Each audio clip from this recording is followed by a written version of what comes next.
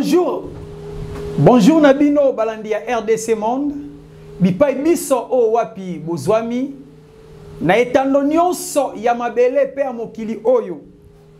Pe Nabino bakongomani bakolo o ezali RDC. Je salue aussi tous les membres de la Fondation RDC Monde ainsi que à la présidente Maman Pauline Lumumba ainsi que à notre papa Peki.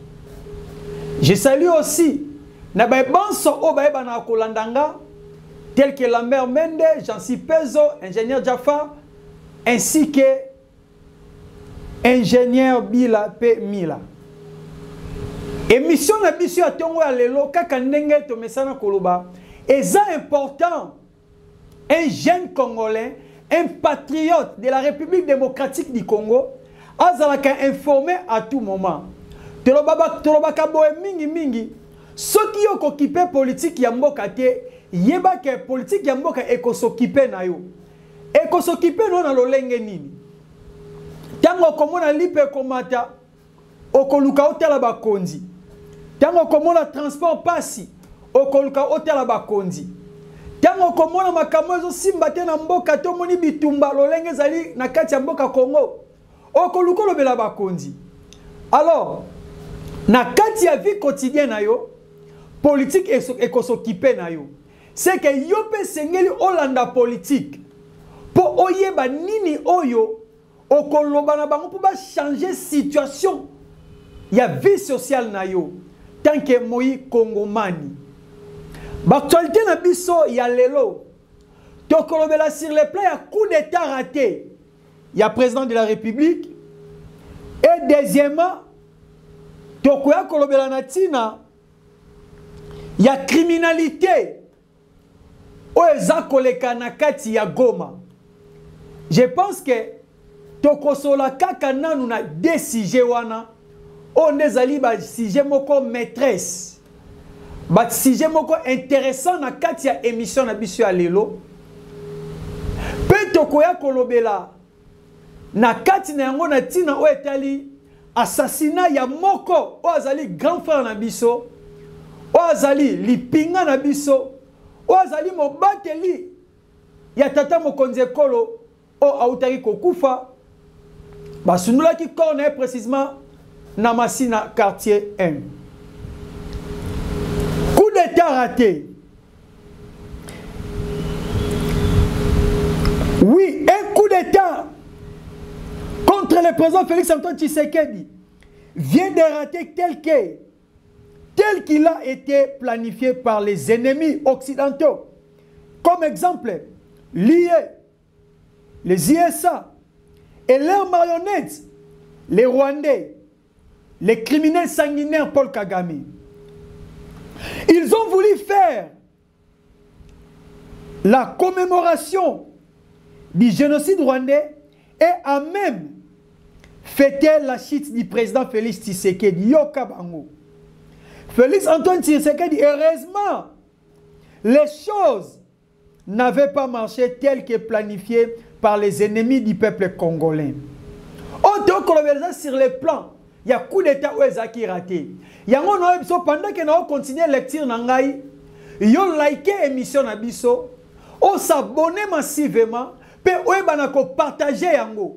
Eza motu ya mingi sango na biso e panzana kabisika nyonso. Continuez ko like ici que ezalio, continuez toujours ko s'abonner, pe ko partager o ezali basango na biso. Les choses n'avaient pas marché tels qu'ils ont préparé. La disparition de Félix Tshisekedi Fachi, le fils d'Abraham, dans les radars des Occidentaux, depuis le 6 avril 2024 dernier, a bouleversé plusieurs calculs. Et ceci a fait l'échec total au plan diabolique contre le lit de Dieu Fachi Béton. Il était censé de l'éliminer physiquement et installer une transition qui devrait être dirigée par des prêtres catholiques. Plusieurs personnalités doivent être arrêtées à cause de cet attentat, à cause de ce coup d'État raté. Peuple congolais, et qu'on a comme ça, tout zonga mouké na kati ya Biblia. Romains 8.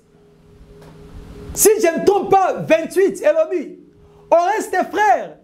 Toutes choses concourent au bien de ceux qui aiment Dieu. Et dans le verset 31, toujours dans le livre des Romains, la Bible nous dit, si Dieu est pour nous, qui sera contre nous? Si le Dieu de la République démocratique du Congo est pour nous les Congolais, qui sera contre nous? Qui sera contre notre président? Parce que la force de Dieu est au-dessus. Il y a une force nyonso. Pourquoi dans le Bible, la force de Dieu est au-dessus de toutes les forces? Parce que Dieu est souverain et il est suprême et il est au-dessus de tout. Et enfin, Dieu est le tout-puissant. Celui qui aime Dieu, toute chose doit bien se concourir en sa faveur. Le président Félix Tshisekedi alingakate ko sala mabe na biso population na ye. Alingakate ko nyoko la biso otozali peuple na ye. Pendant que le peuple congolais souffre, le président Félix Tshisekedi a bien compris la situation sécuritaire sur le plan social, voire même sur le plan sécuritaire.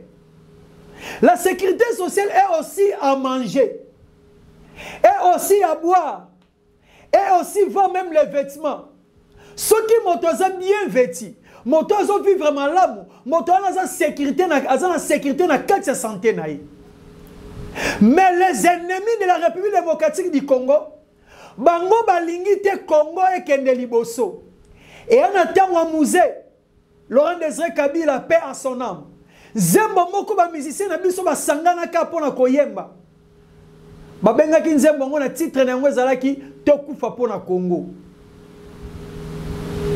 Balobi na eteni moko na tiré na sikawana. Na tango oyo biso to bandi reconstruction. Nde tango oyo banguna ya Congo ba pona ki ba ya kobebisa. Wana ezalaki na 1998 na septembre à la veille ya entrée ya ba rebelle rwandais.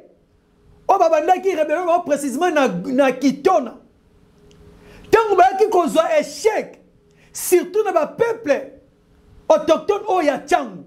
Ba pesa ki bango échec ensemble na musée Laurent Désiré Kabila. Ne bato wana batika ki te ba continuer ko kende ko sala ba guerre na bango ba RCD. Il y a ba MLC. Pour cette époque-là, MLC ezalaki pe moko ba parti o ezaki ya kobundisa République démocratique du Congo. Suite ya bango MLC balobeke la démocratie n'existe pas. Kabila a memaki démocratie te. Ne yango ezalaki bit. Ya combat o ya MLC aki ko sala contre le président Mosé Laurent Désiré Kabila. Mais na tango Kabila le père banda ko luka moyeni na ko fandisa stabilité ya mboka RDC. Akoya ko luka moyeni ya ko développer RDC. Netango oyo banguna ya Congo babelemaki pona ko luka moyen ya koya ko détruire ozali patrie na biso ba kraki ba rébellion par-ci par-là de gauche à droite.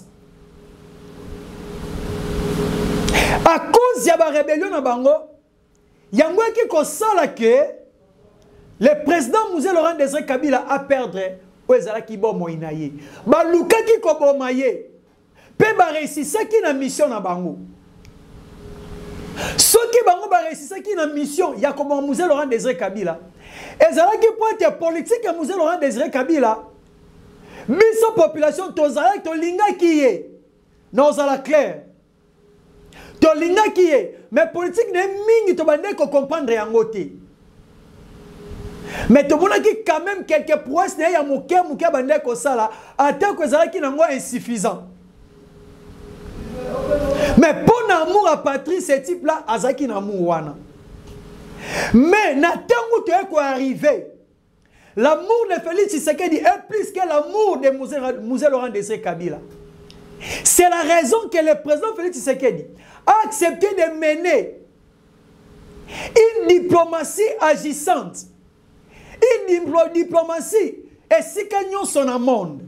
Pendant qu'il y a mené une diplomatie, il a proposé aux Américains, aux Français, aux Belges, que cette fois-ci en RDC, il y aura un partage égal.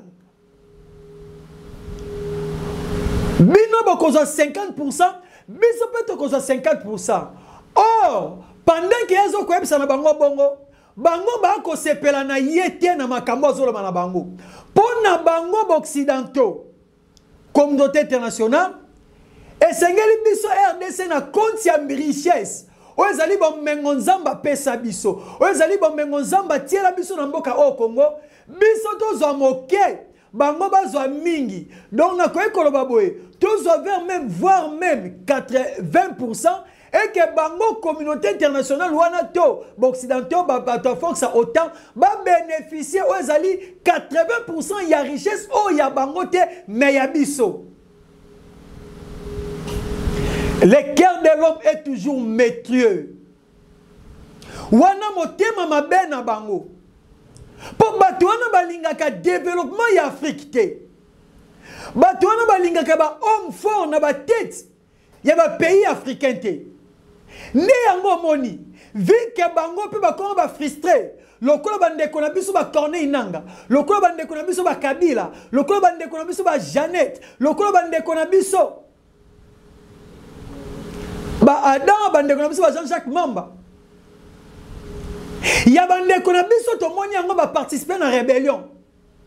Tu comprends que bateau ont réellement frustré. Mais le peuple congolais, bon liker notre émission na biso, bon partager, bon continuer toujours qu'on s'abonne massivement. Tout le monde bien, ben information na biso, to analyse auto ko sala elongo na bino. Bateau on a sepé la tête. Donc, quand le président Félix Tshisekedi a proposé Bango, Bango peut pas linger la eboule. On est comme Messia Lobaka. Bon, tiens, la biso manio qu'on a maï biso sans le savoir. Bango linger la biso liboke. Biso toye bate. Biso to monaga que les États-Unis, notre partenaire privilégié, la Belgique, notre partenaire. Les pays colonisateurs, les Français, nous sommes en bon état et difforme avec eux. En bon et difforme avec eux. Mais or qu'en réalité, ces gens-là, bako linge la biso liboke biso tokoye bate. Liboke ngo bako linge la biso zanini. Eze koluka moyen nini ya kolongola homme fort o atilemi na tête ya Congo. Pourquoi n'a bengue homme fort à la tête ya Congo? Parce que le président Félix Tshisekedi est resté comme Kabila le père. Voilà la raison de la prestation en serment. Président Félix Tshisekedi a soit exemple à cause de la modèle. Comme le président Kassavubu n'a intégrité et gestion yamboka. Honnêteté na kati ya caisse publique yamboka. Aye kozwa deuxième exemple. Na kolobana biso boy. Je serai modèle comme le maréchal Mobutu. En quoi? Dans l'unité nationale. Et troisièmement, alors je serai aussi modèle comme Laurent Désiré Kabila. N'est jamais trahi le Congo. Alors, les Occidentaux ont compris toutes ces choses en Félix Tshisekedi Tshilombo. Ils ont dit ceci. Cet homme, réellement, il a l'amour de sa patrie. Cet homme, réellement, il a l'âme de sa patrie. Cet homme, réellement, c'est un sang véritablement congolais. Parce qu'il a incarné tous ces trois hommes d'État. Oh, wapi baebane koleka na tête ya République démocratique du Congo. Na kati ya ba proposition na bango, alors na bango il faut 50-50. il faut qu'aujourd'hui aussi, le Congo aussi doit gagner, doit bénéficier de sa richesse. Na kati ya koloba na mindele lolenge wana, bango occidentaux, ba sepela na yango ata mokete. Ba kenda kotie la Félix Tshisekedi liboke. Ba sangane lié, ba lobité, moto oso to tike na tête ya République du Congo, démocratique du Congo, biso réellement toko perdre. Parce que peuple congolais loko sengeli oye bayango, le Congo est le cœur du monde. Soki moto moko aza grande puissance, to pays moko aza grande puissance et gagner Congo, c'est que e pays wana ezana facilité ko comme grande puissance. Pour tous les matières premières, oye ça la kabilo ko eza efficace dans le monde, na kati ya RDC eza en grande quantité. Ah, c'est ça les motifs ou les péchés. Il y a président Félix Tshisekedi. Oh, yo ba raté na ba coup d'état belé, pe siko sous ba ye ko raté na coup d'état. N'expliquez bino tina bitumana lolenge zali. Na mukuse na kwebisa na biso. Tina mindele balingi balongola ye parce que y a tikali dynamique na tête ya Congo azotela kaka ba intérêt o ezali ya biso peuple congolais. Et en plus, atikali toujours dynamique ya lobake. Je ne trahirai jamais ce pays. Atikali dynamique ya lobake. Avec moi le Congo sera développé. Nzokande occidentaux balingaka développement ya Congo te, balingaka souffrance ya Congo. Pour preuve, ya koyebisa na biso. Yo moni teke pendant que to ko bundana Rwanda. Bango bazana capacité, incapable ya ko sanctionner Rwanda. Mais tandis que pendant 30 ans, peuple congolais a ko kufa na partie est. Plus de 15 millions. Il y a un peuple congolais qui a koufi.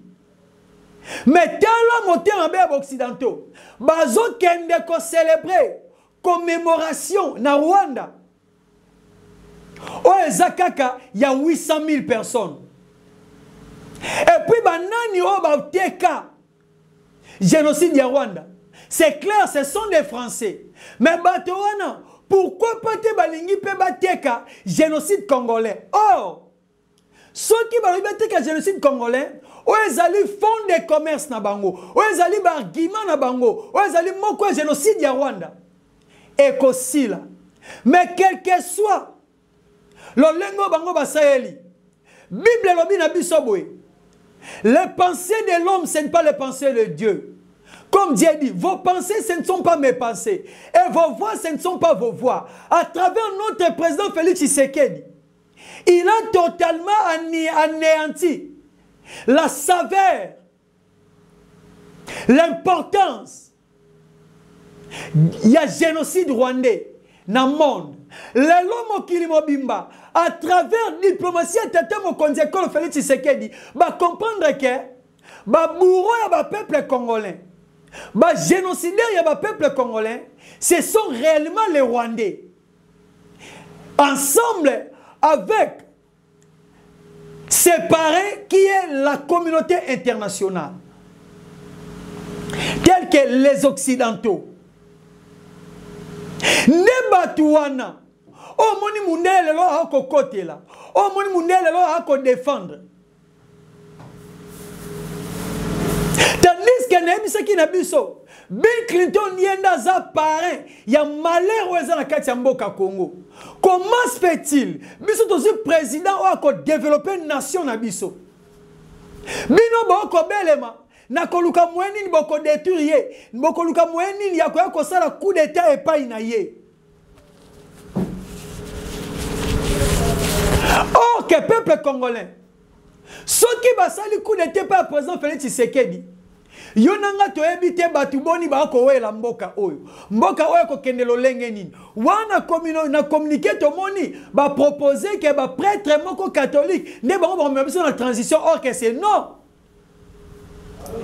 eza lokola façade ba salele biso to mona ki on esumba o azalaki président ya RCD Goma mais na kati ya dialogue ya intercongolais na Sun City toyaki komona Roubé Rwanda komaki président ya RCD Goma. C'est de même manière na kati ya biloko na bango ba présentaka biso ba congolais eza lokola tomoni AFC Alliance des Faux Congolais o esalemi na kati ya Kenya. Tomona ba présenter biso ba nanga. Tomoni Kabila soi-disant congolais onga na tikala ondimate ti lelo. Tomoni ba Jean-Jacques Mamba o ba précisément ba congolais mais des traîtres de la République. Bazui image de bango ya koti ya liboso pona kotelisa ke guerre o ezali ya ba Rwandais te mais ya ba Congolo congolais prévane pona ebisa biso boye na kati ya réunion Conseil de sécurité ya Nations Unies. Tango to sali ba pour parler na bango ba ekoloba nini na kati ya réunion wana na kati ya ba communiquer na bango ba pesi ba tikali ko dénoncer te to ko reconnaître te que Rwanda nde aza agresseur ya RDC Congo et plus loin encore eza Rwanda tende azo soutenir ba M23. Si kotolo ba nini c'est que ba pareil ya MONUSCO ya ko kufa ba don na bango et mon abilonga ba tu mususu. Si ko Congo mo bimeza sécuriser na ba FRDC. Comment Batouana ba oute na frontière à Ouganda ba koti Congo? Comment Batouana ba zo kote ya Nzela ya Kibumba? Or Kibumba est na frontière na Rwanda. Comment se fait-il bino bolo bake Batouana ba za soutenité? Soki nga na héberger na ndako na nga aucune mission. Mission ke OK soki simité ozonga na ndako na nga. Bato bolo bateke nga na salaka connivence na yo.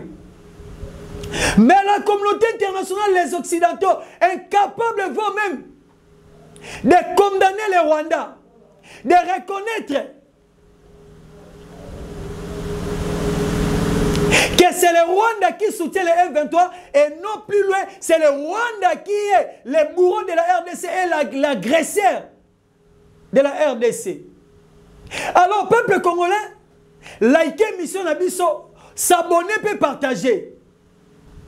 Bino ba sénateur ya grand marché na komisa na bino boy pendant que bango ba ko reconnaître Rwanda te ezan eloko moko ba ko reconnaître kati na bango que notre président Félix Tshisekedi il est réellement fort, il est réellement dynamique et statique. Atikali ngui, atikali ferme na ba décision na e. Ne yango moni balobi te. Toluka moyen to passer na vitesse supérieure. Vitesse supérieure on zaki nini? Ya koluka moyen ya ko assassiner ye, soit ya ko arrêter ye. Pour plan na bango simba basala kinini. To uti koyoka yona ngai le président de la République le président de la République démocratique du Congo Félix Antoine Tshisekedi Tshilombo Ote akei ko commémorer na Rwanda ensemble avec Kagame. Ezalaki nini? Ezalaki pona ko créer piscose kati na mitu na biso. Pona ko créer embrièment kati na mitu na biso. Ya koloba ke comment se fait-il notre président ebisaki biso ye akosolana Kagame ti ye so kozonga. Toti kuna na lola, mais comment y a qu'il y la génocide rwandais tandis que le génocide congolais est à fois 15 ya rwandais. C'était un moyen. Il y a quoi accuser le président, soit il y a commis un assassinat, soit il y a accuser d'une manière, il y a haute trahison, soit il y a moyen bloquer. Mais quand on est comme ça, si Dieu est pour nous qui sera contre nous et toute chose concourt au bien de ceux qui aiment Dieu, selon le destin de Dieu. Le président Félix Tshisekedi, au lieu qu'il y ait en Belgique, dans le monde aussi, car rendez-vous Zalaki, mais le président a Zouaki Nzela Mosous. Le temps Bango va préparer une mission dans Bango. Na air Bango va causer la président monanité. Na barada na Bango va loukier invisible. Peuple congolais, pour Namboka, on zamba comme ça, biso invisible, pour binemi, biso mon abisoté. Nzambe Congo, ça na président na biso, bango ba comme on était.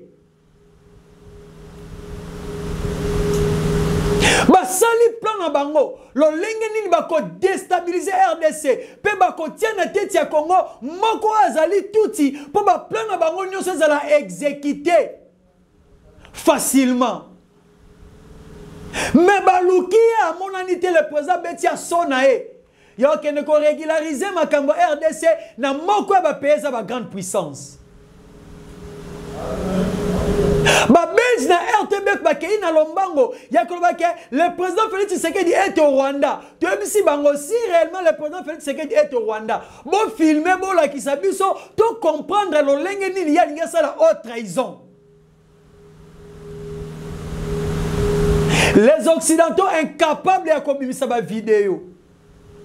Nzokande na simane yango to eko comprendre que ezalaki na coup d'état moko ezalaki préparé contre notre président de la République Félix Antoine Tshisekedi. Voilà les manœuvres des Occidentaux. Bango balinga kaka Congo e bana ko souffrir. Mais cette fois-ci na éveil à conscience na bis na biso peuple congolais simbango na mutu. Tokoti Kalakaka toujours kozala balongi. La victoire appartient à la République démocratique du Congo.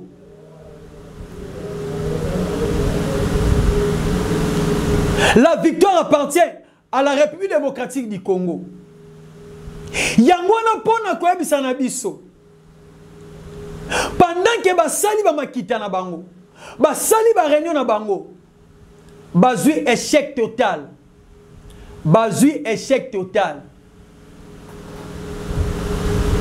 Baluki lo lenge nini bakoka ko bloquer vraiment le président de la République Tshisekedi kuna na Belgique ba meme na Rwanda par force pour ba accuser na haute trahison ce que simulé ton yo ki yo na avion na nzela Belgique ba lukata mo ba bombarder lo lenge basala ki na avion a Biariman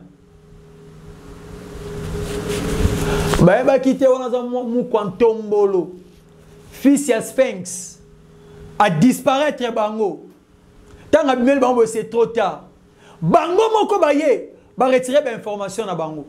Yango moni pona preuve ko comprendre que ma belinge ko sama na mboka oyo ndebo moni assassiné à garde du corps. Grand frère na biso José Mbemba. Oazali moninga na biso. Sikoyo bino ou assassiné pour nini pour ba complice wana bazakati na mboka oyo bazakati aux alentours ya président de la République yango bo senga na biso Congo ezali biso peuple président de la République tozana confiance na yo mais assainir tout autour na yo wana olongola ba marionnettes ba nyos bazawana olongola bato ba ko travailler à connivence na ba M23 bo assassiner vieux José. Mais les dieux de la République démocratique du Congo, azana biso ensemble, bokolonga te, biso ensemble avec Fachi, toko progresser. Pe assassinat mon côté, coup d'état mon côté, et ko simba na mboka oyo. Coup d'état les a préparé pour banane, et pour américain, et pour français, et pour belge. Bangonde, bazaki na sima ya coup d'état wana. Nde yango moni ponza mbatalisa biso la kisi biso elembo ya makambo linga ko salema yango to moni le garde corps na biso aoti ko tika biso paix en son âme tika nzamba bakoko Congo aya mamoli mono na kimia peuple congolais to kutai na mikolo ezali ko ya pona ko pesa biso basango mususu o tozali na yango merci na pesi salutation na ba membre na RDC Monde ainsi que à mon frère, le caméraman, le monteur de notre émission, Monsieur Jancy Ouala. Merci.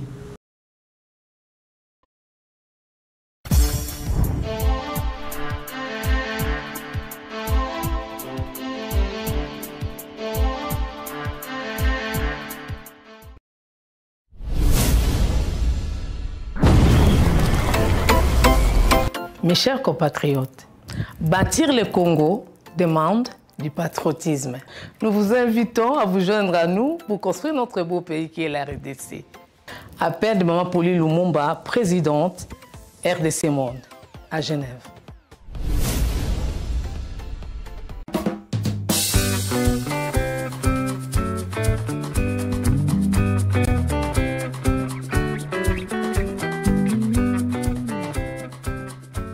Bonjour, chers téléspectateurs, c'est moi votre humble serviteur Jean-Paul Toumba-Kanida, l'informaticien de RDC Monde. Au nom de tous les membres, je vous prie de me permettre de dire d'abord merci à maman Pauline Lumumba qui habite en Suisse, l'épouse de papa Mabanda Peki, parce que j'ai une très bonne nouvelle à vous annoncer. En tout cas, merci maman Pauline. Pourquoi j'ai dit merci? Parce que brièvement, quand elle a fait appel à ces projets de RDC Monde, un appel de dons pour pouvoir réaliser des projets qui font partie de son rêve, comme il dit, donné par Dieu, j'ai dit à maman Pauline, c'est très difficile avec les Congolais, mais on ne va pas se décourager, malgré l'expérience que j'ai avec beaucoup d'organismes où j'étais. Mais je viens en Suisse, je vais passer du temps avec toi, je vais te faire un programme pour la transparence. On doit montrer aux Congolais que nous pouvons être transparents dans ce qu'on fait. Et maman Pauline a accepté, je l'ai formée pendant 2 jours, donc je vous dis jour et nuit. Et aujourd'hui, le travail qu'elle a apporté dans cette application, qui nous permet aujourd'hui, n'importe qui a cotisé même 1 centime, appelle maman Pauline aujourd'hui, Pauline Lumumba, elle va lui donner l'historique de tout ce qu'elle a fait. En tout cas, maman Pauline Lumumba, tu as honoré les noms de notre héros, Émile Patrice Lumumba. Bravo. Pourquoi j'ai dit ça? Allons graphiquement parlant. Comme vous voyez, au total, comme le tableau le montre, nous avons atteint 347 personnes. Au total, mais aujourd'hui, nous sommes restés avec une moyenne de 30 à 45 personnes qui cotisent mensuellement. Et bravo pour vous parce que nous formons un noyau solide. Parce que à chaque appel de maman Pauline, nous bougeons encore nos poches pour mettre encore un peu plus d'efforts dans les cotisations. Mais je tiens d'abord à remercier aussi, exceptionnellement, je ne vais pas citer le nom, une famille qui a versé à lui seul 6 000 et plus. Ensuite, suivi de maman Pauline et papa Peki, bon, ainsi de suite, mais je n'ai oublié personne, même ceux qui ont cotisé $1, ils ont participé à cet achèvement.